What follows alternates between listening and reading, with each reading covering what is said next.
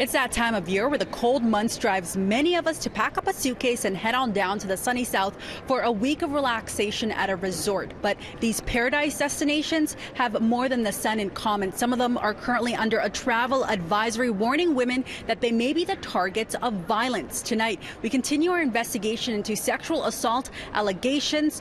Tonight, we're looking more at the warnings posted to travelers. There's actually a women's one.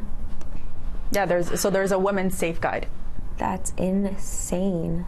Sylvia Redalescu is heading to a Mexican resort in the new year for a wedding, a first-time trip with your usual first-time jitters. But as she scrolled through the government's global affairs website, she learned about a travel advisory that she and many others wouldn't have known about if they didn't access the site, warning women they may be targeted. Foreigners have been physically and sexually assaulted.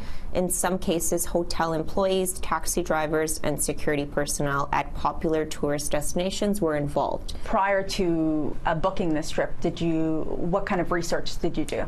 None. It was just word of mouth. My mother didn't want me to go. This warning isn't only for Mexico. City News has compiled a list of countries under a travel advisory where women have reported being sexually assaulted. Out of 32 countries down south, 28 in the Caribbean and 4 in Latin America, 56% are currently under a travel advisory for violence against women, marked in red. In some of the countries, women are warned their drinks or food could be spiked with drugs, that they may be subject to rape and sexual assaults, and the perpetrators could be the people they trust and depend on, like resort staff members and even security personnel. The man that had assaulted me working at the bar. Since last year, City News has been investigating sexual assault allegations at some of the most popular resorts in the South. At least 4 different Canadian women alleged they had been raped and sexually assaulted by staff members in the Dominican Republic. Since our stories, more victims have come forward and more attention has been given to women's safety when traveling to these exclusive resorts. We spoke to some travelers inside Pearson Airport about the warnings online. The majority of them didn't know about the government website or the warnings. Though they said they felt safe traveling down south, some were shocked about the travel advisories. I think it's great that they have the information out there for us to access. Do you think most people access it? No. No, but I'm aware of what's going on down there.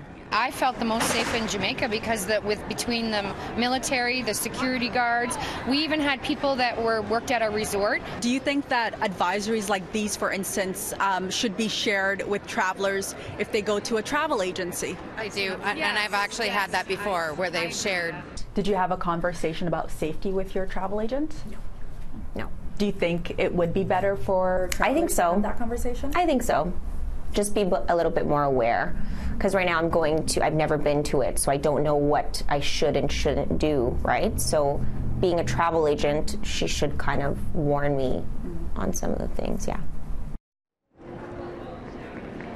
And the government tells us, though it tracks all assaults reported by Canadian citizens abroad, the data does not differentiate between what kind of assaults took place.